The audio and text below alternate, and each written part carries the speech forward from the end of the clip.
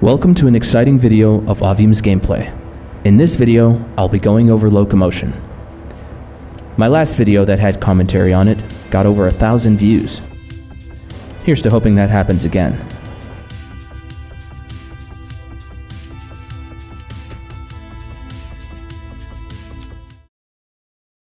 The game will start you in a tutorial level after this prologue is finished. That tutorial level is meant to be part of the story and not just a by-the-books mandatory map. But you'll see how it ties into the story once you unlock one of two of Avium's endings. Once we're in the tutorial level, it's entirely skippable to add to the replay value. You can skip the tutorial by heading to the portal and leaving. Avium has a ton of content that I'm thrilled to show you, but for the sake of time, I'm going to speedrun through this part to get to the purpose of this video, all while still playing the game as intended. I won't be going over everything you'd expect from a video game in this video. Instead, I'm just going to highlight 6 things I think I've done differently from other games that make Avium stand out. That way, things are more specific, and I'm respectful of your time.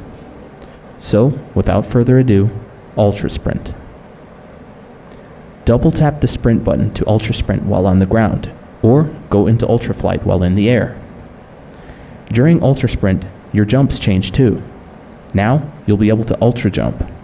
This is a personal favorite as it perfectly sets you up for ultra flight, to continue ultra sprinting upon landing, or a superhero landing. Speaking of which, superhero landings.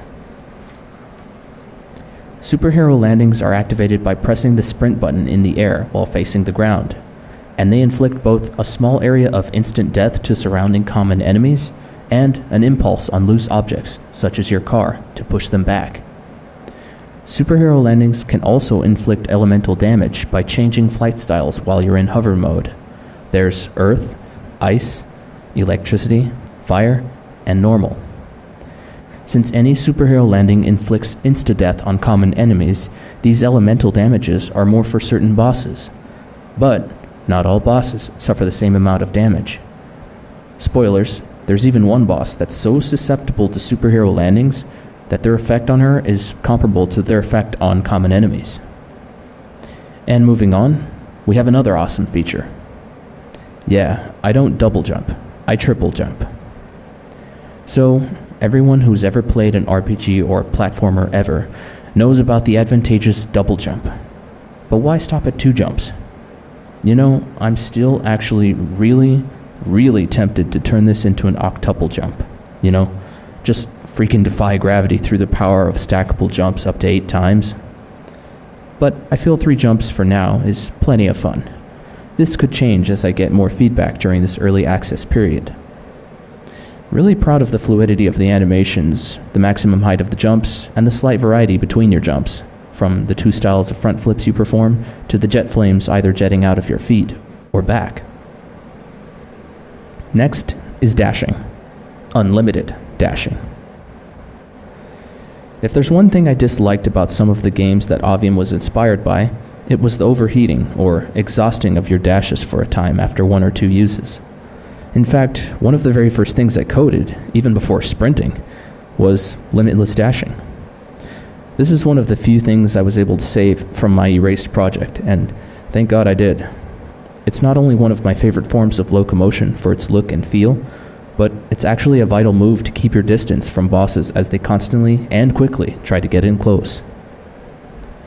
Dashing in Avium comes in 2 other flavors, both executed above the ground. Forward dash and back dash. Too close to your opponents? Simply jump and dash. Depending on whether there's movement input or not, you'll either dash back or forward.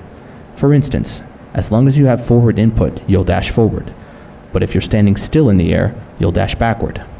And dashing doesn't end there. No. I personally can't get enough of it. So I'm asking the audience, which one are you? Team wall run or team wall dash? By default, your character is set to wall dash, meaning if you're at a tall enough wall, like a building, and you start jumping, after your triple jump, you can keep yourself off the ground almost indefinitely.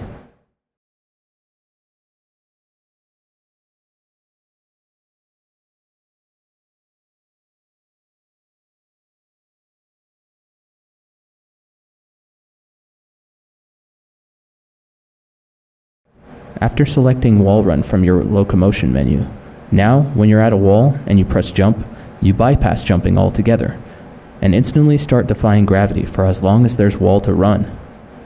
I think it's important to have fun ways of traversing the environment, even if flying is your primary mode of travel. As you'll see in your locomotion menu, you get 3 styles of flight. 3 styles of flight? But why? The simple answer is everyone has a preference. Through a small series of tests with various people of various backgrounds, I came to understand that my preference is not always shared among others. However, I didn't really want to sacrifice what casual players liked about flight over what the more professional players liked. But at the same time, I didn't want to drive pro players away with less stimulating experiences. So I've done my best to bring both sides together through your choice of 3 types of flight that remain persistent from start to finish. Default flight. Default flight means things are pretty standard. Hold down the sprint button while in the air and you'll keep flying. Let go of it and you'll transition into hover mode. The only way to drop to the ground is by pressing the crouch button. AI flight. AI flight is actually my go-to in the really huge open world areas, as holding down the button can get tiring. Flight in this mode is toggled on and off by a single button press. One press to start flying, once more to transition to hover mode. This goes the same for sprinting, ultra sprint, and ultra flight. Tracer flight.